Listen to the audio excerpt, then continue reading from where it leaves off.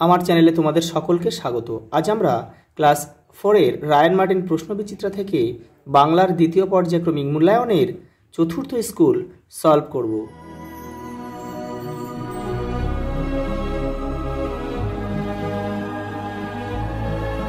দেখো, মৃণালিনী উচ্চ বালিকা বিদ্যালয় প্রাথমিক বিভাগ। দেখো প্রথম প্রশ্ন কি বলেছে। শম্ভুর 12 বছর বয়স। উবা কাঠকুটো দিয়ে ছবি আঁকতে ওস্তাদ। হাড়ভাঙা পাতার গাছ শুষ্নি পাহাড়ের মাথায়। ছেলেবেলা থেকে স্কট জাহাজের কাজ শিখতে থাকেন। শম্ভুকে বাইরে যেতে বারণ করেছিল বেড়াল। লেখক গল্পটিতে যে জায়গার উল্লেখ করেছেন সেটি হলো আমাজন। পরেরটা দেখো, 2 দাগের পূর্ণ বাক্যে উত্তর দাও। আমাজন জঙ্গলে গল্পে আগন্তুক ছেলেটির নীরব প্রার্থনা কী ছিল? দেখে নাও। এই যে দেখে নাও, তুমি যদি সত্যি আমাজনের রক্ষাকর্তা হও, তুমি আমাকে আমার মা বাবা আর স্কুলের বন্ধুদের কাছে ফিরে যাওয়ার উপায় করে দিও। পরের প্রশ্ন দেখো, কবি সত্যেন্দ্রনাথ দত্ত কি নামে পরিচিত? ছন্দের জাদুঘর।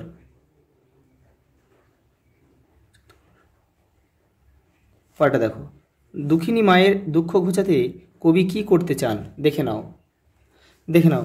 দুঃখিনী মায়ের দুঃখ ঘোচাতে কবি কি করতে চান? দুঃখিনী মায়ের দুঃখ ঘোচাতে কবি সারা পৃথিবী ঘুরে বাণিজ্য করতে চান এবং সেখান থেকে রত্নমণি এনে মায়ের দারিদ্র্য ও লজ্জা দূর করতে চান। পরের প্রশ্ন দেখো, গরমের ছুটি আর পুজোর ছুটিতে মামা বাড়িতে আসার পথ বদলে যায় কেন? দেখে নাও। এই যে দেখে নাও, এখান থেকে তোমরা এই পর্যন্ত লিখবে। পরের প্রশ্ন দেখো, অ্যাডভেঞ্চার বর্ষায় গল্পে সেজ পিসিমার গ্রামের নাম কি ছিল?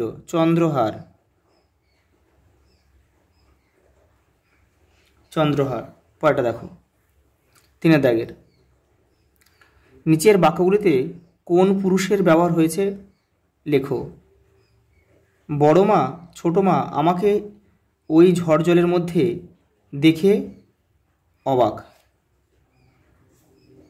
তাহলে এখানে বড় মা ছোট মা হচ্ছে প্রথম পুরুষ, আর আমাকে হচ্ছে উত্তম পুরুষ।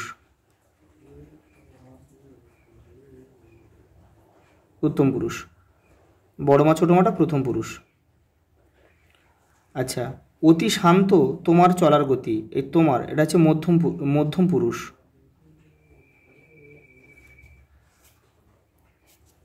আচ্ছা, এটা দেখো, গয়ারটা দেখো, বসে বসে দেখি মানে কিন্তু আমি দেখি, অর্থাৎ এটা হচ্ছে উত্তম পুরুষ। এটা কিন্তু উজ্জ রয়েছে। বসে বসে দেখি মানে কে দেখে? আমি দেখি। মাটির কড়াইতে মাছের ঝোল রাঁধে মানে কোনো একজন রাঁধে, সেই জন্য এটা হবে প্রথম পুরুষ।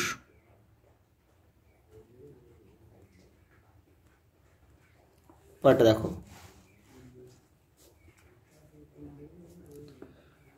কর্ম চিহ্নিত করো। মাঝিরা নিশ্চিন্ত মনে নৌকা ভাসায়, নৌকাটা কর্ম। পরেরটা দেখো,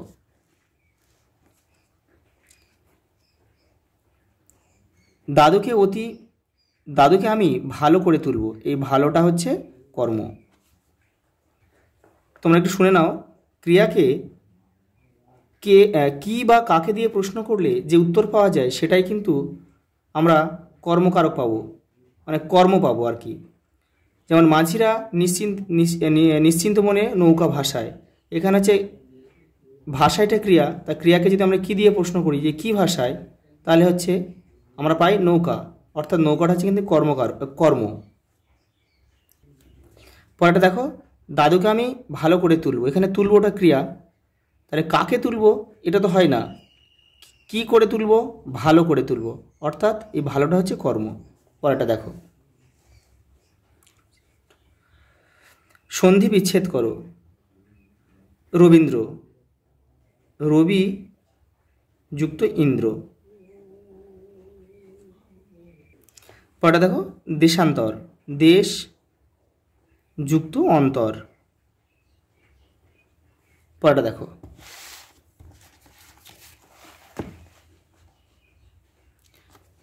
বর্ণ বিশ্লেষণ করো। চৌকাঠ, চৌকাঠটা আমি এখানে ভাঙছি। প্রথমে চ, ঔকার, চৌ, কাঠটাকে কয়াকারটাকে ভাঙছি। ক যোগ আ রয়েছে, তারপরে ঠ, ঠ যোগ অ রয়েছে। এটা হচ্ছে চৌকাঠটা ভাঙা হয়ে গেল। পরে দেখো কুস্তি, কুস্তিটা প্রথমে কটাকে ভাঙো। কর সঙ্গে কী রয়েছে? হস্যুকার রয়েছে, তার মানে ক হস্যু দিয়ে দাও। তারপর রয়েছে দেখো দন্তস্ব ত আর হর্ষই রয়েছে, তাহলে আগে দন্তস্ব লেখো, তারপরে ত লেখো, আর তয়ের সঙ্গে রয়েছে হর্ষই রয়েছে, তাহলে হর্ষইকার দিয়ে দাও। কুস্তি হয়ে গেল।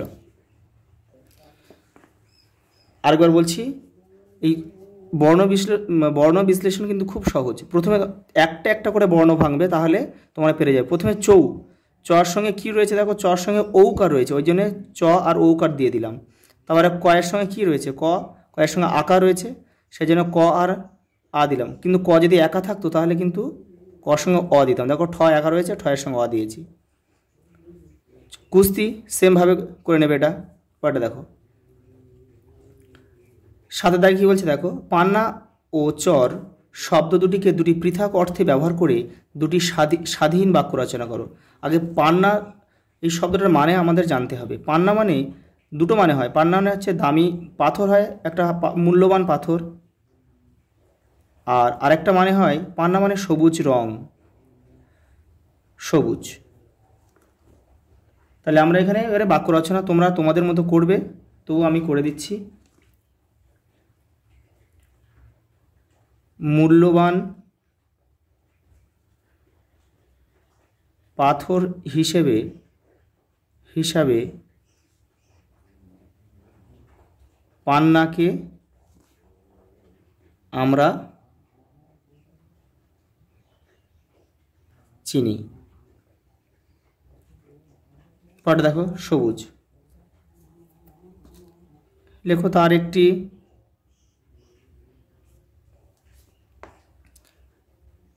পান্না রঙের জামা আছে। পরে দেখো পরে রয়েছে চর। চর হচ্ছে এক হচ্ছে নদীর চর, আর চর মানে আরেকটা হয় গুপ্তচর। দেখো বাক্য রচনা তোমরা তোমাদের মতো করবে এটা।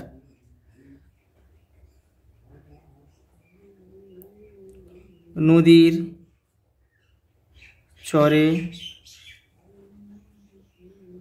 চরে গাংচিল দেখা যায়। পরে দেখো গুপ্তচর, প্রতিটি শিবির, এই শিবির মানে কিন্তু যুদ্ধক্ষেত্রের কথা বলা হচ্ছে। শিবিরে একটি করে গুপ্তচর থাকে।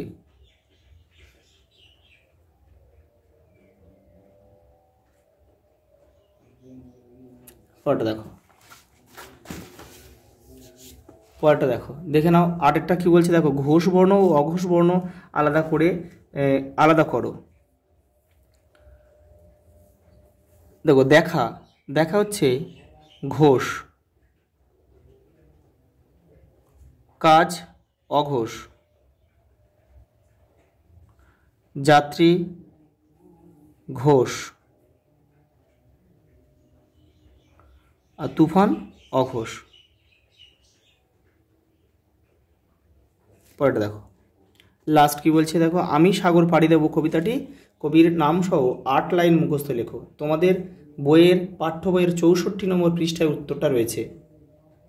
এই যে দেখে নাও, আমি সাগর পাড়ি দেব কাজী নজরুল ইসলাম, এখান থেকে এটা 8 লাইন রয়েছে, এখান থেকে তোমরা এটা মুখস্থ করে নেবে। আচ্ছা এই পর্যন্ত, দেখা হবে পরের ভিডিওতে।